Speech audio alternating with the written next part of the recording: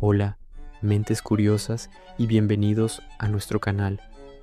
Hoy vamos a viajar en el tiempo a uno de los momentos más turbulentos, sangrientos y transformadores de la historia moderna, la Revolución Francesa.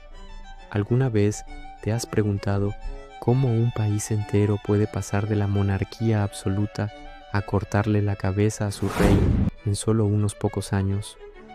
Bueno, abróchate el cinturón, porque este viaje va a ser intenso. Todo comienza en la Francia del siglo XVIII. Imagina una sociedad dividida en tres. En la cima, el clero y la nobleza, el primer y segundo estado. Vivían en la opulencia, exentos de impuestos, básicamente de fiesta permanente en palacios como Versalles. Debajo de ellos estaba el tercer estado. ¿Y quiénes eran? Pues todos los demás, campesinos, artesanos, comerciantes, el 97% de la población. Ellos cargaban con todos los impuestos, trabajaban de sol a sol y apenas tenían para comer. A finales de 1780, la situación era un polvorín. El rey Luis XVI y su esposa, María Antonieta, vivían en un mundo de lujos exorbitantes, mientras el pueblo moría de hambre por las malas cosechas y el precio del pan por las nubes. La frase atribuida a María Antonieta, si no tienen pan, que coman pasteles, aunque probablemente nunca la dijo, resume perfectamente la desconexión total entre la monarquía y su pueblo. Para colmo, Francia estaba en bancarrota. ¿Por qué? Por gastar una fortuna ayudando a los americanos en su propia revolución contra los británicos. Irónico, ¿verdad? Ayudaron a crear una república al otro lado del Atlántico, mientras su propio pueblo sufría bajo una monarquía absoluta. Las ideas de la Ilustración, con pensadores como Rousseau y Voltaire hablando de libertad, igualdad y derechos del hombre, ya circulaban y encendían las mentes del tercer estado. La gente empezaba a preguntarse, ¿por qué unos pocos tienen todo y la mayoría no tiene nada? Desesperado por conseguir dinero, Luis XVI convoca a los Estados Generales en 1789, una especie de parlamento que no se reunía desde hacía más de 150 años. El plan era simple, pedir más impuestos, pero el tercer estado ya estaba harto. Exigían un sistema de voto justo, no por estamentos, sino por cabeza. Como eran la mayoría, sabían que así podrían cambiar las cosas. Obviamente, el rey y los privilegiados se negaron.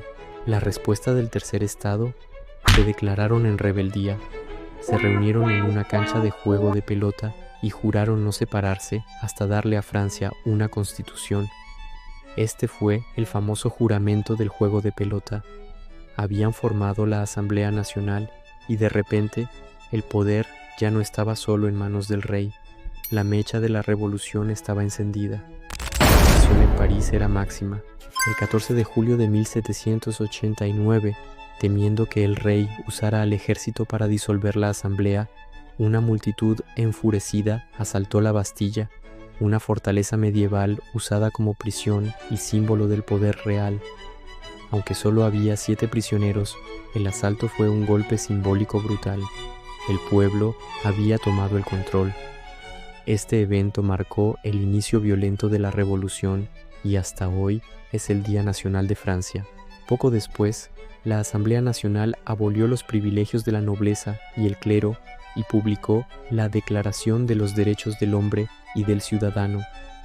Este documento, inspirado en la Ilustración, proclamaba que todos los hombres nacen libres e iguales en derechos, libertad, propiedad, seguridad y resistencia a la opresión, palabras que cambiarían el mundo.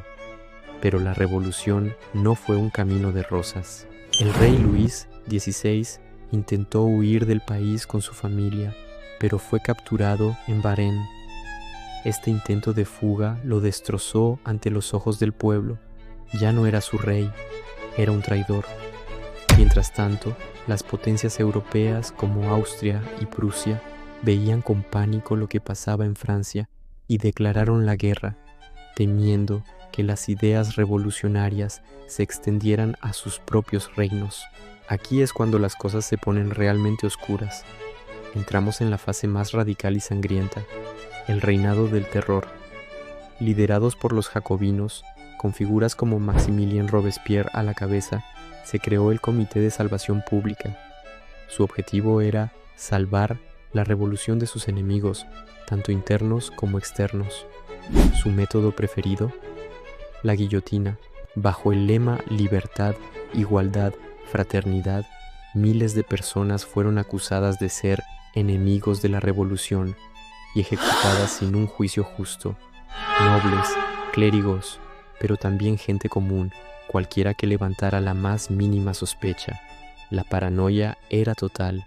El propio rey, Luis XVI, fue guillotinado en enero de 1793 y 9 meses después, María Antonieta corrió la misma suerte. La monarquía francesa había sido literalmente decapitada.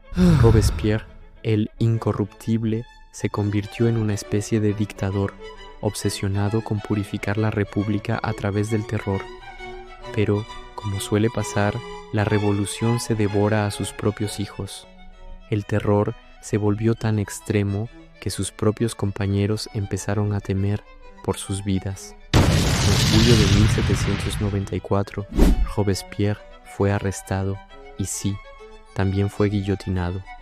Con su muerte, el reinado del terror llegó a su fin. Francia estaba exhausta. Después de años de caos, guerra y ejecuciones masivas, la gente anhelaba orden y estabilidad. Esto abrió la puerta a un nuevo capítulo y a un hombre que cambiaría la historia de Europa para siempre. Un joven y ambicioso general corso llamado Napoleón Bonaparte. En 1799, a través de un golpe de Estado, Napoleón tomó el poder, poniendo fin a la Revolución Francesa y dando inicio a su propia era. Pero, ¿cuál es el legado de todo esto? La Revolución Francesa fue un terremoto que sacudió los cimientos del mundo. Terminó con el feudalismo y el absolutismo monárquico en Francia, y sus ideas se esparcieron por todo el planeta. La Declaración de los Derechos del Hombre inspiró movimientos de independencia y luchas por los derechos civiles en los siglos siguientes. Conceptos que hoy nos parecen normales, como la soberanía popular, el Estado de Derecho o la idea de que una nación pertenece a sus ciudadanos, nacieron en este caldero de sangre y fuego. Así que la próxima vez que escuches libertad, igualdad, fraternidad, recuerda el increíble y violento viaje que llevó a esas palabras a convertirse en el faro de las democracias modernas. Fue un proceso caótico, lleno de contradicciones, pero que sin duda cambió el curso de la historia para siempre.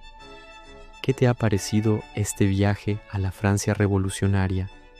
¿Hay algún otro evento histórico que te gustaría que exploráramos a fondo? Déjanos tus ideas en los comentarios. Nos encanta leerte y saber qué piensas. Si te ha gustado el vídeo, no olvides darle a me gusta, compartirlo con tus amigos y lo más importante, suscríbete y activa la campanita para no perderte nuestras próximas aventuras históricas. Gracias por acompañarnos y hasta la próxima.